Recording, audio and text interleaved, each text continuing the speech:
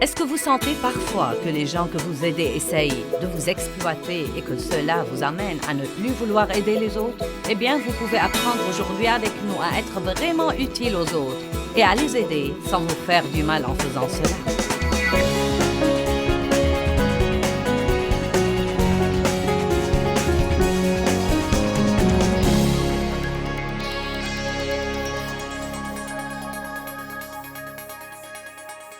Vous voyez, nous devons comprendre que tout le monde est égoïste, et je ne dis pas ça dans le sens péjoratif. Nous aimons retirer des autres tout ce que nous pouvons retirer. Et donc, je crois que nous devons arrêter de nous attendre à ce que tous les autres nous traitent comme il faut, et nous devons commencer à mettre des frontières qui disent aux autres, c'est ce que je vais faire, et c'est ce que je ne vais pas faire. Je dirai oui à ceci, mais je dirai non à cela. Si Dieu dit non, je dirai non. Et si Dieu dit oui, alors je dirai oui. J'espère que vous aimerez ça. Mais si vous ne l'aimez pas...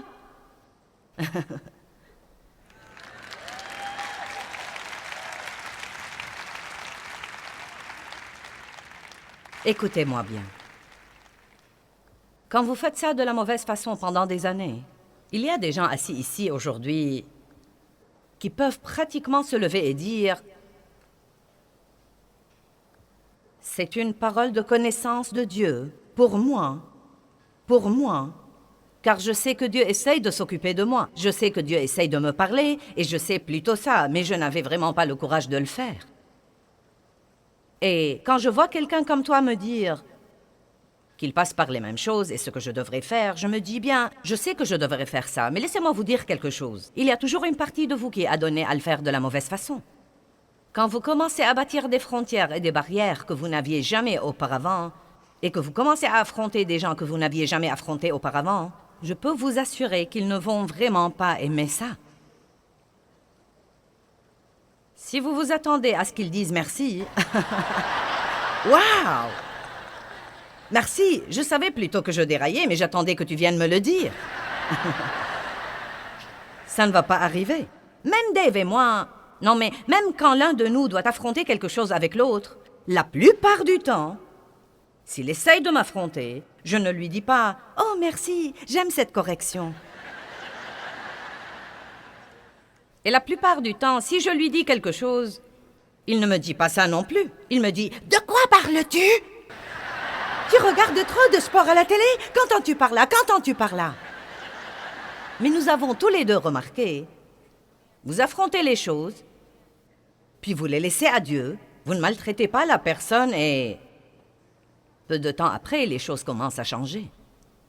Si vous ne faites pas savoir aux autres ce dont vous avez besoin, vous ne pouvez pas les blâmer de ne pas vous l'avoir donné. Les femmes aiment faire allusion aux choses, mais ça ne marche pas avec les hommes. Faites-leur comprendre les choses. Amen? Bien, donc, la confrontation protège vos frontières. Il y a un autre point dont je veux vous parler, puis je vais passer à un enseignement sur les marches. Vous devez faire attention aux gens que vous introduisez dans votre vie et à l'intimité que vous leur accordez. Amen? Un ami à nous, un pasteur de Dallas, est ici ce week-end, Don et Sharon Clowers, et il partira d'ici pour aller au Canada. Or, quand il arrivera à la frontière, il aura affaire au contrôle à la frontière. Et le problème que nous avons, c'est que même si nous avons des frontières, nous n'avons pas de contrôle. Vous voyez, tous les pays, ou chaque pays dans le monde, a des gardes armés à ses frontières. Et quand Don essaiera d'entrer au Canada, ils vont lui demander « Que vas-tu faire là? Quel est ton but?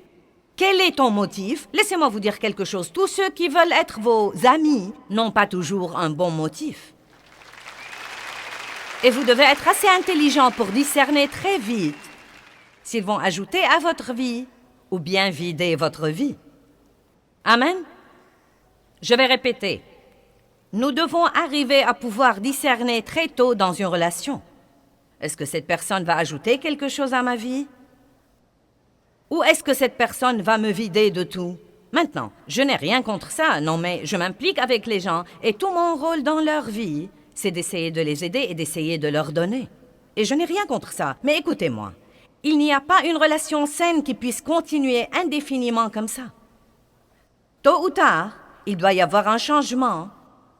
Comme quoi cette personne non seulement soustrait de votre vie, mais encore elle ajoute à votre vie.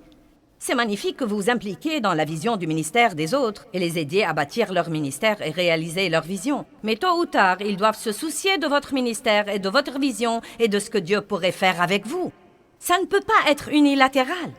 S'il l'est, les gens se lasseront très vite. Eh bien, j'aime mon message. Je ne sais pas si vous l'aimez ou pas, mais moi je l'aime.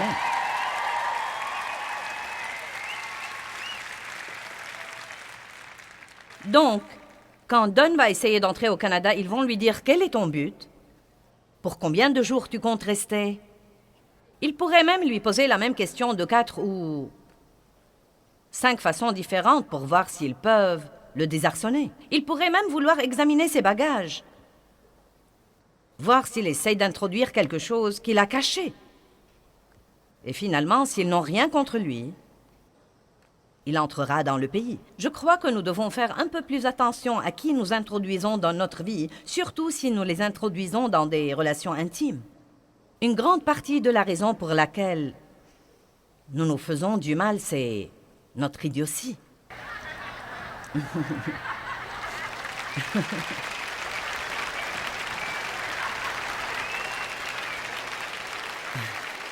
Eh bien, je n'arrive pas à croire que tu m'aies fait ça. Si vous aviez les yeux ouverts, vous auriez pu le voir venir il y a 3 ans. Amen. 1 Corinthiens 5. Je crois qu'il y a une épreuve parmi les chrétiens au sujet de qui ils devraient fréquenter. Et nous faisons ça de la mauvaise façon. Parfois, nous évitons tout le monde et nous leur donnons l'impression que nous nous considérons meilleurs qu'eux parce que nous pensons vraiment « il ne faut pas ». Et ensuite, nous traînons avec tous ces chrétiens inintelligents, bavards et avides, et immoraux, et qui couchent avec leurs petits amis, et tout ce genre de trucs stupides, et... Eh bien, vous savez, je veux juste essayer de les aider, vraiment. Eh bien, ils savent déjà que ce qu'ils font est mauvais.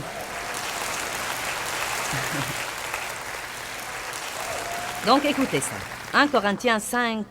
9. Je vous ai écrit dans ma lettre précédente de ne pas avoir des relations étroites et habituelles avec les débauchés.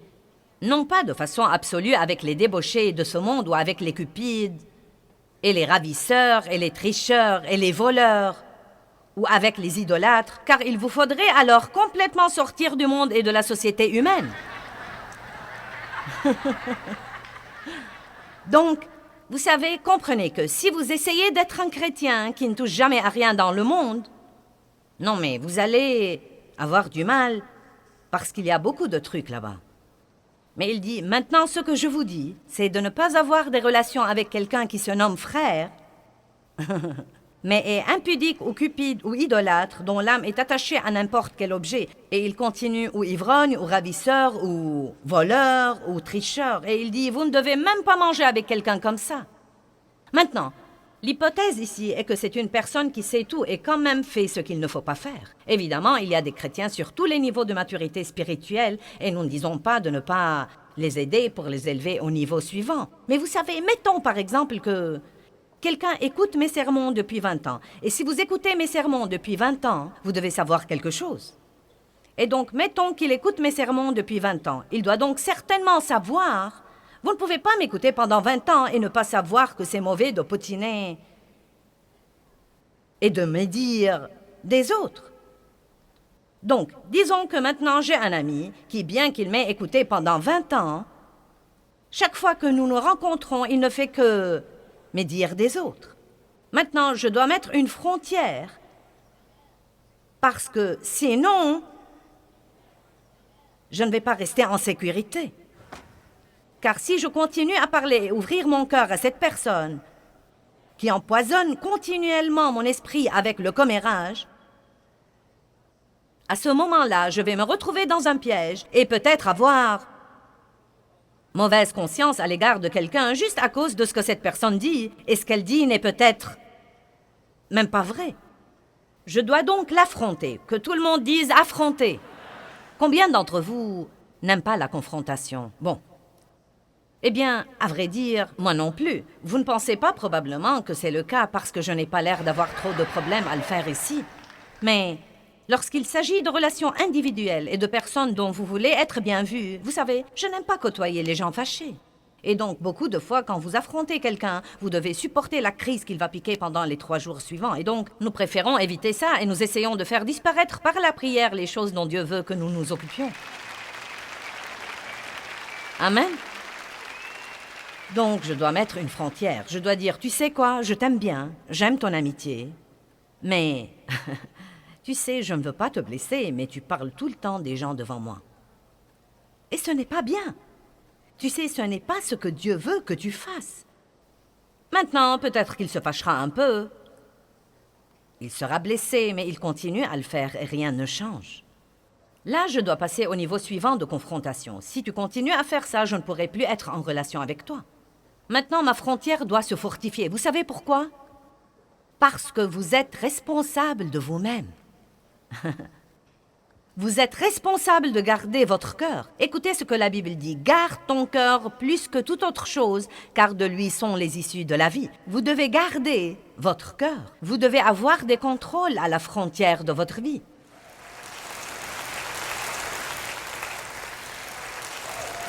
Et vous savez, il y a trop de choses que nous devons faire et que nous ne faisons pas au nom de ce que nous considérons être l'amour. Et je ne sais pas si vous l'avez remarqué ou pas, mais Jésus était très franc. Et je vais vous montrer un autre cas que je trouve très bon. Allons à Galates chapitre 2, verset 11. Paul dit, vous savez, il se présentait en ce moment aux autres apôtres. Il était seul pour longtemps et maintenant il est finalement venu se présenter aux autres apôtres. Donc, comprenez ceci. Il ne connaissait même pas bien ces types. Ils avaient une grande réputation. Et lui, il commençait à avoir une réputation. Mais ils étaient tout en groupe et il était tout seul. Maintenant, vous pensez peut-être que dans ce genre de situation, il pourrait se sentir sous pression. Vous savez, il pourrait tout accepter juste pour pouvoir s'intégrer au groupe. Nous faisons ça parfois. Nous transigeons un peu sur des choses que nous n'approuvons pas parce que nous voulons faire partie du groupe.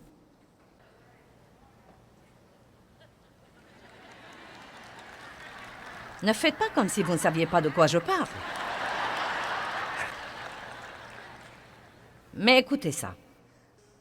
Mais quand Pierre vint à Antioche, dit Paul, j'ai protesté et je me suis opposé à lui ouvertement concernant sa conduite là-bas, parce qu'il était répréhensible et condamné. Car avant que soient venus des gens de l'entourage de Jacques, il prenait ses repas avec ceux des nations, les convertis, mais après leur arrivée, il se mit à se dérober et se tint à l'écart de ceux des nations et mangea séparément de peur que les circoncis ne le rejettent. Donc voici ce qu'il a dit. Écoute, Pierre, tu manges normalement avec ceux des nations. Tu communies normalement avec ces gens-là parce que tu sais que Dieu les a intégrés dans l'Alliance. Mais maintenant, tes autres amis fanatiques arrivent de Jérusalem. Et donc maintenant, tout à coup, pour leur faire plaisir, tu ne traites plus ces gens comme tu devrais les traiter. Et donc Paul entre dans cette situation tout seul essentiellement. Tous ces autres types étaient des apôtres depuis longtemps. Ils avaient cette grande réputation et Paul fait face à Pierre et lui dit « Ta conduite pue. Ce n'est pas de la piété. Ce n'est pas comme ça que tu devrais te comporter. » Et Paul et Pierre ont continué à avoir d'excellentes relations. Nous devons être prêts à parler franchement et à affronter les situations et nous devons arrêter de nous inquiéter pour nous-mêmes dans toutes ces affrontations. Et nous disons, je ne veux pas te blesser, mais la vérité est que vous ne voulez pas vous blesser vous-même. Vous ne voulez pas être rejeté, vous ne voulez pas être jugé, vous ne voulez pas être blâmé, vous ne voulez fâcher personne, vous ne voulez pas supporter le gâchis que vous aurez à endurer. J'étais autrefois, je suis toujours un gâchis, mais j'étais autrefois un vrai gâchis. Et j'étais très manipulatrice et autoritaire pendant les premières années de ma relation avec Dave. J'ai grandi avec un père qui était manipulateur et autoritaire. Et si nous n'avions pas ce que nous voulions, nous restions fâchés jusqu'à ce que nous fassions à notre idée. Et donc, parce que c'était tout ce que j'avais jamais vu, c'était la façon dont je fonctionnais et j'opérais dans mes relations, surtout dans la relation de mariage, parce que c'était tout ce que j'avais vu. Maintenant, mon mari est un type vraiment pacifique. Et, vous savez, il connaissait bien la parole de Dieu. Et je ne savais rien de rien. Il a vraiment senti qu'il devait m'épouser. Il avait prié Dieu de lui donner une femme qui avait besoin d'aide. Et je me suis présentée. Je ne crois pas qu'il savait de combien d'aide j'avais vraiment besoin, mais... Il n'a pas fallu longtemps pour qu'il se dise « Dans quoi me suis-je embarquée ?» Pendant les premières années de notre mariage, je lui donnais du fil à retordre. Non, mais si je n'avais pas ce que je voulais, si Dave me fâchait, je ne lui adressais pas la parole pour 3 semaines. Pas une seule parole. Non, mais je m'évertuais à l'exaspérer. Vous connaissez le traitement. Il entrait dans une pièce et j'en sortais, nous allions nous coucher et je dormais sur la couture du matelas. Je ne voulais pas qu'il me touche. Ne me touche pas, ne me touche pas. Vous savez quoi? Il l'a supporté. Et l'a supporté. Et l'a supporté. Et l'a supporté. Et il a lu un livre intitulé « Aimer assez pour affronter ».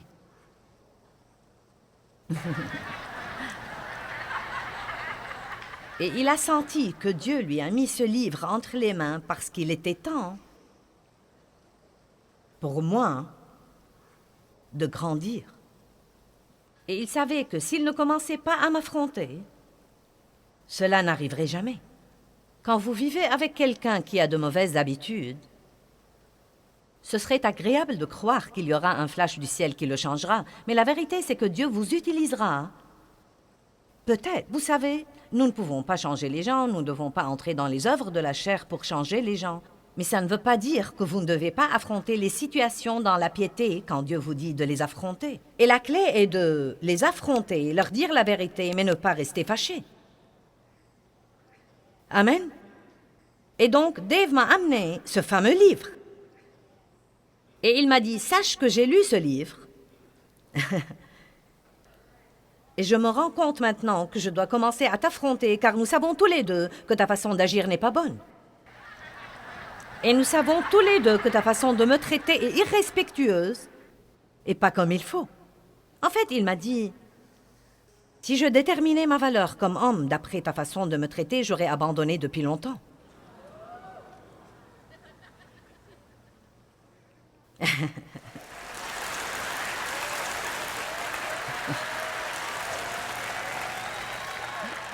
Voyons.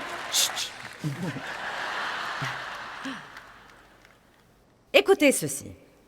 Dieu m'a dit un jour, si tu montrais à ton mari la moitié du respect que tu montres à ton pasteur,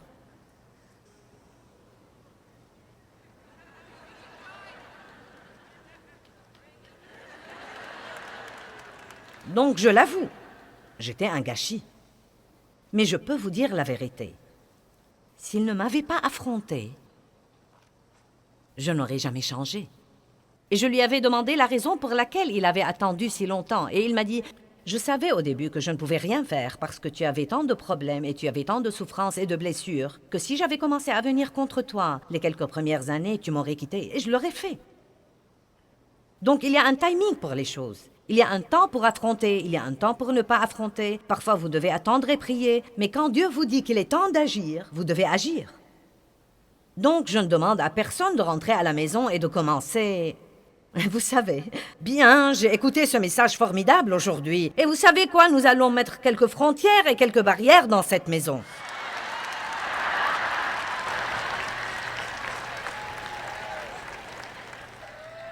Je vais vous dire ce que vous devez faire si vous sentez que Dieu utilise ce message pour vous parler ou comme une confirmation de quelque chose qu'il vous a déjà mis dans le cœur depuis longtemps.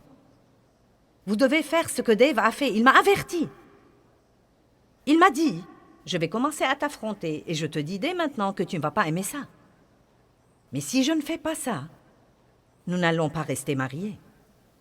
Si je ne fais pas ça, je désobéis à Dieu, car je sais que Dieu me l'a mis dans le cœur. Il sentait qu'il obéissait à Dieu, et si je n'y répondais pas comme il fallait, c'était mon problème et non pas le sien. Et croyez-moi, c'était la guerre.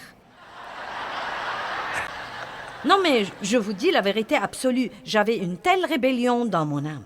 Maintenant, j'avais Jésus dans mon cœur, mais j'avais une rébellion dans mon âme. Est-ce que quelqu'un là sait de quoi je parle?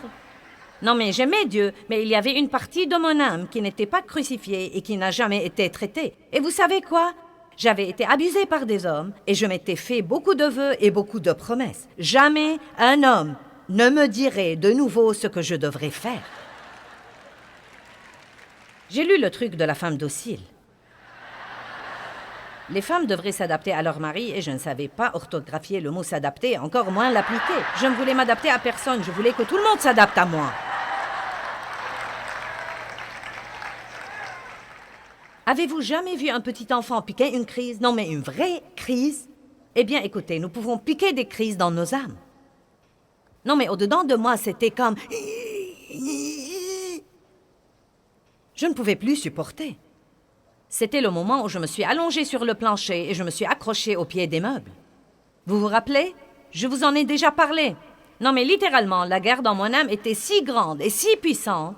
Et une partie de moi voulait obéir à Dieu, mais cette autre partie de moi était si rebelle parce que j'étais en réalité comme ça depuis si longtemps. Et je me rappelle un jour où j'étais allongée sur le plancher de mon bureau et que je m'accrochais au pied de mes meubles et que je disais « Dieu, s'il te plaît, Dieu, s'il te plaît, s'il te plaît, s'il te plaît, s'il te plaît, tu dois m'aider. » Non, mais je voulais aller à la pièce où Dave était et lui donner un coup sur la tête avec quelque chose. Non, mais je voulais lui arracher les cheveux. Et ce qui faisait empirer les choses, c'est que je savais qu'il avait raison. Allez, est-ce que j'ai des sœurs ici aujourd'hui?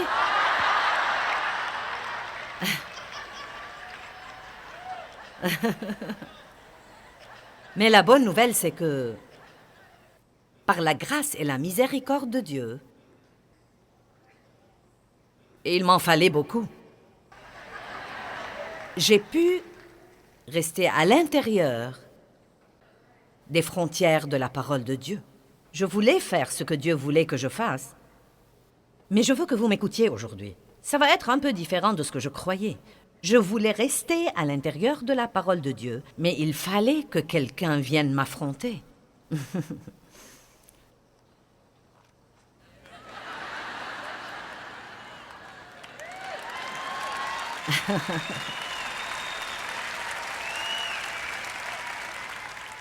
Maintenant, au cas où vous êtes assis là à penser aux personnes que vous devez affronter,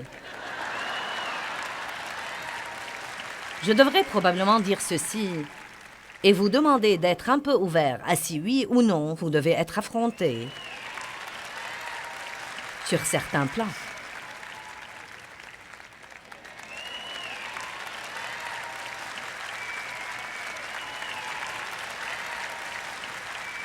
Je crois que s'il y a quelque chose que nous devons faire comme chrétiens, c'est que nous devons nous respecter, traiter les autres comme il faut. Nous devons respecter les frontières des autres.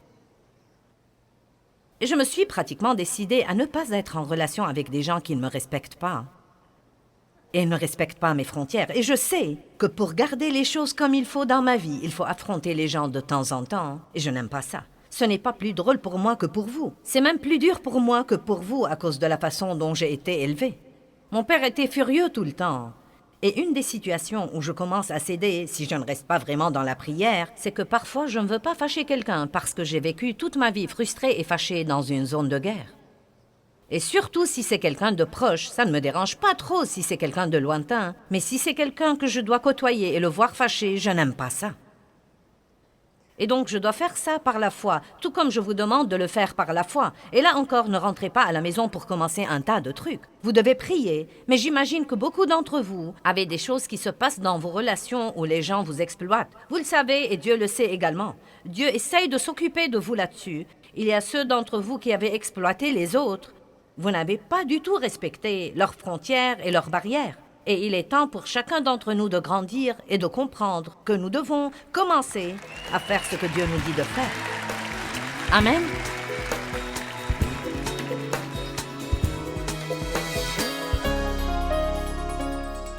Eh bien, les frontières sont vraiment la façon de Dieu de nous protéger si nous les comprenons et si nous les observons. Et je veux vous enseigner tout ce que je peux vous enseigner sur les frontières et sur la vie dans ce que j'appelle la zone de sécurité de la vie.